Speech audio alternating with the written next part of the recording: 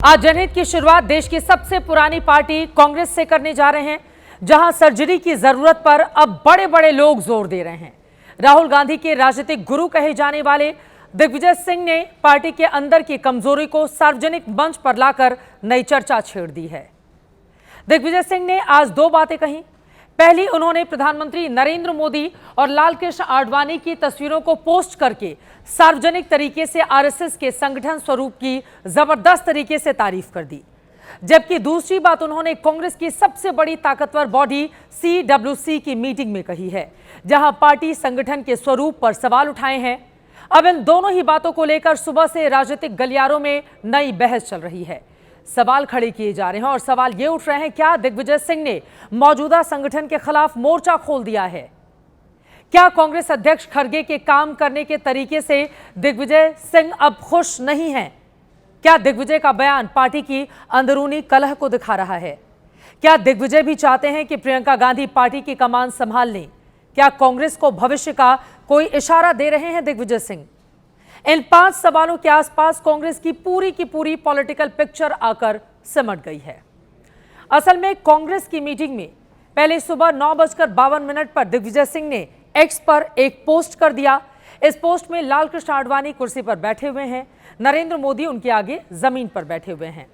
दिग्विजय सिंह की ओर से लिखा गया है, किस प्रकार आरएसएस का जमीनी स्वयंसेवक जनसंघ बीजेपी का कार्यकर्ता नेताओं की चरणों में फर्श पर बैठकर प्रदेश का मुख्यमंत्री और प्रधानमंत्री बना। यह संगठन की शक्ति है। जय सिया राम। दिग्विजय सिंह इस पोस्ट के साथ पीएम मोदी से लेकर खड़गे, राहुल और प्रियंका गांधी को भी टैग करते हैं। इसके कुछ ही देर के बाद कांग्रेस वर्किंग कमेटी की बैठक हुई, जिसमें देश भर से आए 50 से ज्यादा नेता शामिल हुए। उसी बैठक की तस्वीरें अब आपके सामने हैं। कांग्रेस अध्यक्ष मल्लिकार्जुन खड़गे के एक तरफ सोनिया गांधी थी, तो दूसरी ओर राहुल गांधी। खड़गे और राहुल के सामने की तरफ कांग्रेस शासित राज्यों के सीएम थे और उन्हीं के बगल में राज्यसभा के सांसद दिग्विजय सिंह बैठे हुए थे। सूत्रों के मुताबिक दिग्विजय सिंह ने इस बैठक में कहा, संगठन में कार्यकारी अध्यक्ष नहीं बनाए जा रहे हैं, संगठन को डिसेंट्रलाइज किया जाना चाहिए। सूत्रों के माने तो इसके अलावा दिग्विजय सिंह ने संगठन को लेकर मीटिंग के भीतर बहुत कुछ कहा है। अब जब दोनों खबरों को जोड़कर देखा गया तो कहानी ये निकलकर सामने आई कि कांग्रेस के अंदर शायद सब कुछ सामान्य नहीं है। वैसे दिग्विजय सिंह जब बैठक से बाहर निकले तो एबीपी न्यूज से बातचीत में उन्होंने आरएसएस का विरोध किया, लेकिन संगठन की जबरदस्त तारीफ की। देखिए, वो चित्र इस प्रकार का था, आपने कभी पहले देखा था वो? नहीं। तो मेरे पास कोरा में साइट मेरे पास भेजते रहते हैं वो लोग, उस पर मैं काफ़ी प्रभावित हुआ। आरएसएस विचारधारा के पूरी तरह खिलाफ हो। इनका ये जो देश में भारतीय संविधान को ना मानकर और देश में ये अल्पसंख्यक समुदाय के साथ जो नफरत फैलाते हैं, जिस प्रकार से ये प्रोत्साहित करते हैं नफरत फैलाने वालों को, उसका मैं घोर विरोधी रहा हूँ। लेकिन आप उनके संगठन की तारीफ करते हुए नजर आ रहे हैं उस ट्वीट में। संगठन की तारीफ करता हूँ मैं, संगठन तारीफ लायक है। इसे कहते हैं गुड़ खाकर गुलगुले से परहेज करना। दिग्गी राजा खुद को आरएसएस के विरोधी बताते रहे हैं, लेकिन आरएसएस का संगठन उन्हें बेहद पसंद है। खैर, आज सवाल आरएसएस पर नहीं बल्कि कांग्रेस पार्टी की सर्जरी पर है। दिग्विजय सिंह ने आरएसएस संगठन की तारीफ और अपने संगठन को लेकर सवाल क्यों उठाए हैं, इसका जवाब आप तक पहुंचाएं उसके पहले दिग्विजय सिंह ने जो तस्वीर शेयर की है उसके बारे में भी जान लीजिए। 14 मार्च 1995 की यह तस्वीर है। उस दिन गुजरात में पहली बार बीजेपी की सरकार बन रही थी। केशुभाई पटेल सीएम की शपथ ले रहे थे। शपथ मंच के सामने लगी कुर्सी पर लालकृष्ण आडवाणी, भैरव सिंह शेखावत और प्रमोद महाजन, आनंदीबेन पटेल जैसी शख्सियत बैठी हुई थी, जब नरेंद्र मोदी जमीन पर बैठे थे। ये यकीनन ऐतिहासिक तस्वीर है। नरेंद्र मोदी उस वक्त गुजरात बीजेपी के संगठन में महासचिव थे। गुजरात में बीजेपी की पहली जीत के शिल्पकारों में माने जाते रहे। बावजूद आरएसएस की संगठन संस्कृति का मिला ज्ञान था कि तब के बड़े नेताओं के सामने नरेंद्र मोदी कुर्सी पर ना बैठकर जमीन पर बैठे थे। अब आरएसएस की इसी संगठन शक्ति के कायल हो गए हैं दिग्विजय सिंह। वैसे ये गजब का कंट्रास्ट भी है कि राहुल गांधी आरएसएस को पानी पी पी कर कोसते हैं और दिग्गी राजा उसी आरएसएस की जबरदस्त तारीफ कर रहे हैं। अब भारतीय जनता पार्टी को मौका मिल गया है। बीजेपी इस पूरे मामले को लेकर क्या बोल रही है, सुनिए। ये भारतीय जनता पार्टी की कार्यशैली का एक प्रतीक है कि धरातल से जुड़ा हुआ व्यक्ति किस प्रकार अपनी प्रतिभा, क्षमता और संगठन के सहयोग से शीर्ष स्तर पर पहुंचकर भारत के सबसे लोकप्रिय और विश्व के सबसे लोकप्रिय नेतृत्व के रूप में उभरने में सफल होता है। हो सकता है उन्हें इस बात का एहसास हो रहा हो, क्योंकि हमारे श्री नरेंद्र मोदी जी गुदड़ी के लाल हैं और उनका नेतृत्व जवाहर के लाल जी से है, तो वो अप साइड डाउन है, इसलिए अपनी पार्टी को अप साइड डाउन लेके आए हैं। हमारे नरेंद्र मोदी जी गुदड़ी के लाल हैं, वो बॉटम से अप उठे हैं, तो पार्टी को भी बॉटम से अप करके ऊपर तक ले जा रहे हैं। दिग्विजय सिंह ने इशारों में नहीं बल्कि खुले तौर पर कांग्रेस के संगठन को लेकर सवाल उठाए हैं और अब मानो कांग्रेस के अंदर सवालों की सीरीज चलने लगी है। अभी 23 दिसंबर को ही सांसद इमरान मसूद ने प्रियंका गांधी को प्रधानमंत्री बनाने की मांग करके नेतृत्व पर दबाव डाला। फिर 2 हफ्ते पहले ओडिशा के पूर्व विधायक मोहम्मद मोकीम ने प्रियंका को कमान देने की मांग रख दी। पिछले महीने राशिद अल्वी ने प्रियंका को पार्टी अध्यक्ष बनाने की मांग की। नवजोत सिंह सिद्धू की पत्नी नवजोत कौर ने पिछले दिनों आरोप लगाया था कि कांग्रेस में सीएम बनने के लिए 500 करोड़ देने होते हैं और अब दिग्विजय सिंह ने मौजूदा संगठन पर सवाल खड़े कर दिए हैं। एक के बाद एक कांग्रेस के नेता नेतृत्व को घेर रहे हैं, तो सवाल यह है कि क्या राहुल गांधी जिस वोट चोरी का नैरेटिव लिए घूम रहे हैं वो सिर्फ दिखावा है? असल दिक्कत नेतृत्व और उसके आसपास है। क्या कांग्रेस नेतृत्व वोट चोरी के बहाने अपनी कमजोरी को छिपाना चाहता है?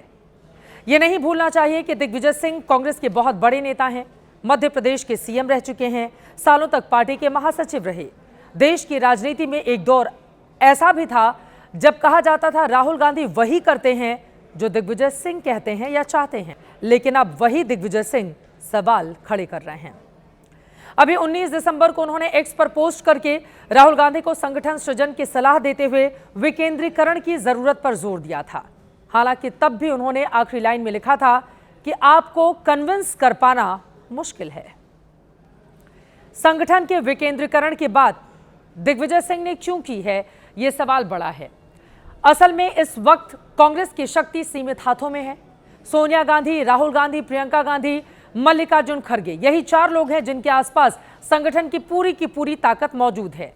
दिग्विजय को लगता है कि इस वजह से कांग्रेस के आम कार्यकर्ताओं की पहुंच नेतृत्व तक नहीं हो पा रही, सही जमीनी फीडबैक उनको नहीं मिल रहा है।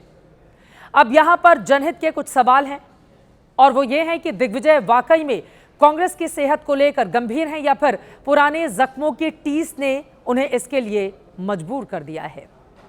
असल में 29 सितंबर 2022 की बात है जब दिग्विजय सिंह का नाम कांग्रेस के राष्ट्रीय अध्यक्ष के लिए फाइनल हो गया था। दिग्विजय ने नामांकन की तैयारी पूरी कर ली थी। मध्य प्रदेश से सैकड़ों समर्थक दिल्ली पहुंच गए थे, लेकिन सोनिया गांधी और राहुल गांधी ने आखिरी वक्त में दिग्विजय का पत्ता साफ कर दिया और खड़गे के नाम पर मुहर लगा दी। दिग्विजय सिंह और उनके समर्थकों की उम्मीदों पर उस दिन पानी फिर गया था। इन सब के बीच पिछले महीने बिहार में मिली करारी हार ने कांग्रेस के अंदर दबे विरोध की चिंगारी को उभार दिया। अब पार्टी की फ्रंट लाइन लीडरशिप से आवाज उठी है, तो एक्सपर्ट क्या खबर निकाल रहे हैं, अब जरा वो भी जान लीजिए। तो दिग्विजय सिंह का जो इशारा है वो संगठन सर्जन को लेके और ख़ास तौर पर वेणुगोपाल को लेके है कि जिस हिसाब से पार्टी में संगठन को मजबूत करने की कोशिश हो रही है वो मजबूत नहीं हो रहा है, उससे चीज़ें और ज़्यादा ख़राब हो रही हैं। दिग्विजय सिंह का जो इशारा है वो ये है कि संगठन पे काम करना चाहिए और प्रदेश अध्यक्षों के पास भी पावर होनी चाहिए ताकि वो अपने हिसाब से अपने प्रदेश को चला सके। जिला अध्यक्ष उनके हिसाब से बने, ब्लॉक प्रेसिडेंट उनके हिसाब से बने। सिर्फ ये ना हो कि दिल्ली के लोग बैठ के एक जिले में ये तय करें कि वहाँ का जिला अध्यक्ष कौन बनेगा। कांग्रेस पार्टी में अब जो प्रियंका गांधी के लिए पुकार उठी है उसको लेकर मैंने यूपी के डिप्टी सीएम केशव प्रसाद मौर्य से सवाल पूछा। पूरा इंटरव्यू रात 10:30 बजे देखिएगा। लेकिन अभी केशव ने प्रियंका गांधी को चुनौती मानी है या फिर नहीं मानी है, जवाब क्या मिला वो सुनिए। हाल ही में कांग्रेस के सांसद हैं इमरान मसूद सहारनपुर से।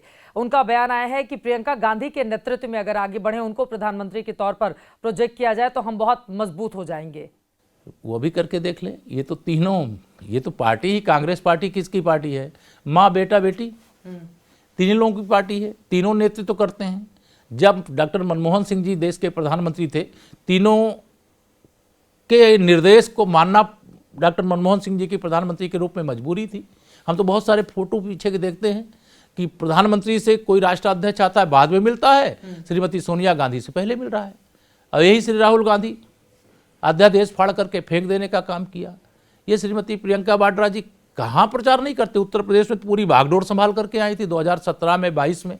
कहाँ तो पीएम प्रोजेक्ट नहीं किया गया था ना, इसलिए उनको उम्मीद कर लेना, ऐसा हो जाएगा तो फिर कर ले, बदल जाएगी कांग्रेस की। कर ले, वो जिनको प्रोजेक्ट करना चाहे कर ले, लेकिन 2047 तक देश ने तय कर लिया है कि विकसित भारत बनने तक भारतीय जनता पार्टी का और प्रधानमंत्री मोदी जी का साथ नहीं छोड़े। इसीलिए 2047 तक के लिए आप लोगों ने सब